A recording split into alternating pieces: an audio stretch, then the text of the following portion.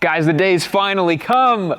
We have a ZX4RR in the shop. Look at this thing. I literally picked this up, what was it, last Thursday, something like that? And I had to wait a little bit to reveal it to you guys. I was absolutely desperate to show you guys, but I did have to wait because it is a new giveaway motorcycle. Yes, this is replacing the Aprilia Tuono 660 factory as our intermediate bike giveaway. Head over to yamanoob.co, pick out anything you want, get 5x entries for any order over $100. Get your drop downs on the product selection, make sure you get the ZX4RR locked in, and get your entries to win this thing because it's a giveaway bike. But let's look over this machine, shall we? First of all, very striking design. The green did not really come through to me on photos, but it is like a nuclear, like lime green, sharp green on this thing. It feels almost otherworldly. I've not really seen Kawasaki use this green other than the ZX line of bikes. And of course,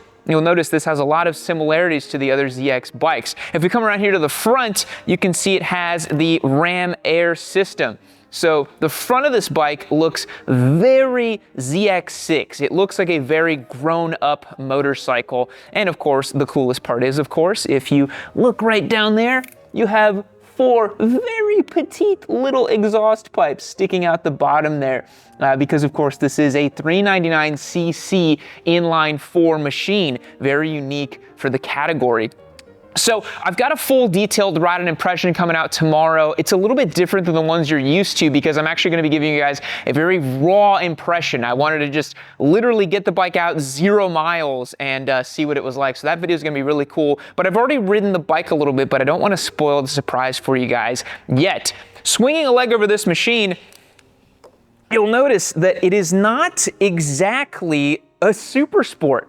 It's more like a Yamaha R3, which is no bad thing in my opinion. You'll see that my stance on this bike is pretty neutral. I'm not like this. I'm not with my feet super balled up. I actually could do a big long stint on this bike and not really feel it, to be honest. Cameraman, if you want to come a little bit closer, we'll take a look at the dash over here. Flip it on. This is using the new Kawasaki TFT display. So this is the same one you see on the H2s and the Ninja 650s. They're pretty much using this across the board. Looks great here. You can see it says a Ram Air system right here because it's pulling air in from the front and feeding it to that peppy little 399cc inline 4. Redline is at 16,000 RPM on this machine, which is pretty sky high. We would have expected to see something a little bit higher, to be honest. I was kind of surprised that it wasn't 18.5 or something like that because, to be honest, a Yamaha R6 revs that high and that's not that special. Typically when you have smaller displacement inline 4s like this, they rev really high like those old 250s from the 90s. They run on like 20,000 RPM or something like that. Other things I've noticed on this bike, cameraman, if you want to come around over this way, and I called it. We actually have a 48-tooth sprocket in the rear right here.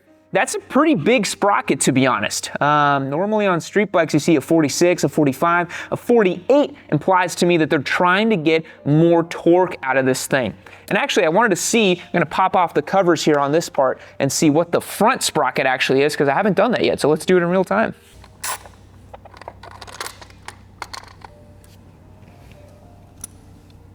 A 14.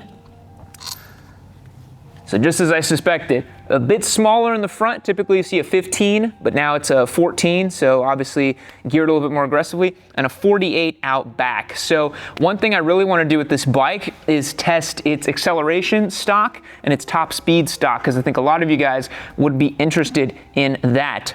Now, of course, the elephant in the room on this bike is the fact that it has already been documented and known for being a little detuned from Kawasaki.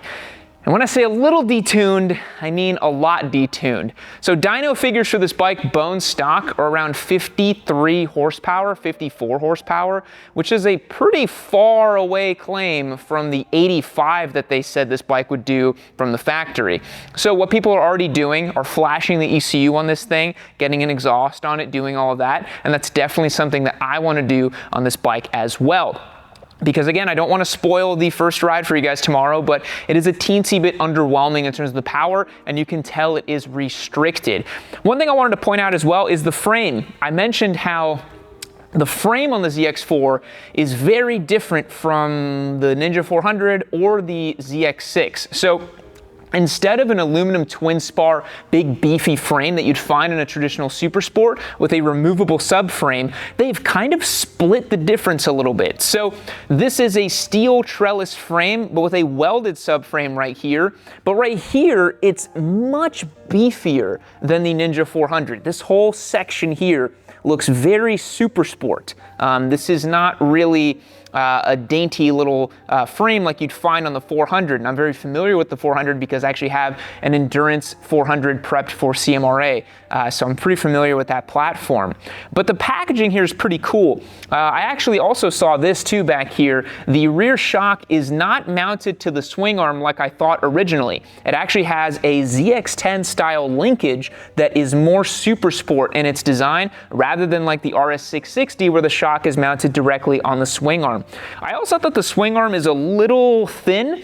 I would have expected a bit of a beefier swing arm. This back here feels a little not so premium, but again, the bike handles pretty well, as you'll see in my ride tomorrow, so it's all forgiven. The shock is fully adjustable for rebound and compression and preload, which is great to see. However, I think a really big missed point is the front suspension is not adjustable. It's just adjustable for preload. So you get the Showa forks up at the front, no rebound or preload adjustability, which is quite sad. At the price point that this thing comes in at, I would have fully expected to see a fully adjustable set of fork at the front, because this bike did cost me, and get ready because you might fall out of your chairs when you hear it, $13,000 out the door. And you might say, oh yeah, and you overpaid, you paid so much money for the ZX4. But whenever these bikes are this hot of a commodity, you're not gonna be able to negotiate at all. This was one of 2 ZX4s that showed up at my local dealership. I put this pre-order in 9 months ago, and yeah, they had a waiting list of about 25 people. So if I wasn't gonna pay 13 grand, someone else next to me probably would have too. Another thing I wanna point out to you guys is right here, the clip-ons that come factory from this are a little bit raised. As you can see, they go under the triple clamp here, and then they go up above, giving you that more comfortable ergonomics. But whenever you turn the front wheel here, you'll see that this is very tight for clearance. That means that you're probably not gonna be able to get aftermarket clip-ons that go lower unless you modify this body or get race plastics that have a scoop or something like that. You also don't have much room in the fork for the triple to raise this at all, and that's also gonna compromise geometry and handling. So, I mean, that's a tricky thing here with this bike. You might be kind of locked into this ergonomics package, which it really isn't a bad thing. This feels very similar ergonomically to our race prep Ninja 400, which this thing kind of is. There's one more thing I found on this bike, and cameraman, if you want to follow me over here, one of the first things I look for is what the setup is down here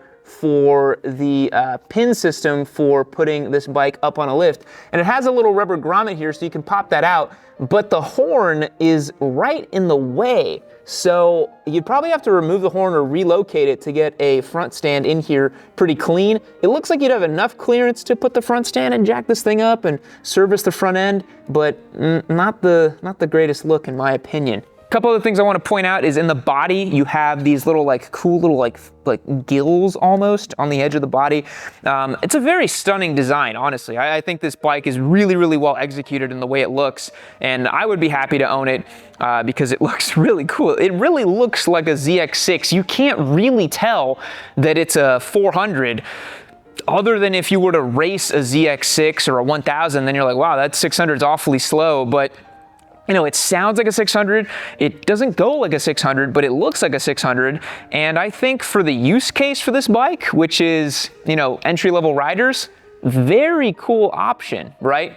But again, there's a couple things I already don't like. You know, the non-adjustable front suspension, and R7 comes with that. I mean, I feel like Kawasaki missed the mark huge on that. I think the price is a little spicy for a lot of people. I personally Would not pay $13,000 for this if it wasn't a giveaway bike, but I think it's a really, really cool machine. But I think you guys all want to hear how it sounds. Let's take it outside and rev it up a little bit. You know, one more thing about the ZX4 before I start it up for you guys. I noticed that it's not as light as I would have thought. This kind of feels like a 600, honestly. You know, I would wager it weighs between 400 and 420 pounds, something like that.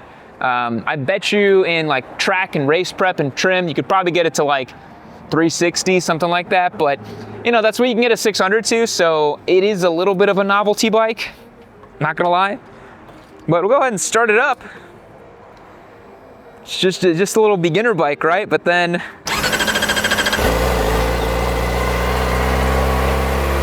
we'll let her warm up a little bit. So it has a completely fly-by-wire throttle, so no cables, totally electronic. It's very snappy, as you'll see. Sounds really good for stock. We'll let it warm up a little bit more. We'll give you guys some big revs.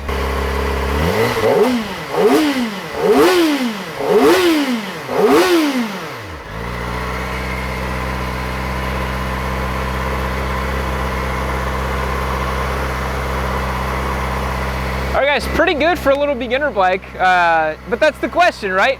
Is it a beginner bike? Is it not a beginner bike? And that's all the content that we're gonna make with this thing. We're gonna find out everything about this bike. We've got this bike for quite a bit of time. It is a giveaway bike though, so head over to yamanoob.co, get your 5X entries for anything over 100 bucks. Get entered to win this thing. You're not gonna wanna miss it. Be sure to check out my ride impression tomorrow and all the amazing content we're gonna have on the ZX4RR because we got it for quite some time and I'm really excited to get to know this bike a little bit better. We'll catch you guys in the next one. See you later.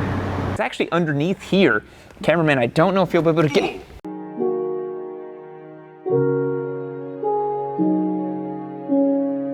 Wow, look at all this. Can you believe this all around me? Man, I'm so happy to be here. Look at all this.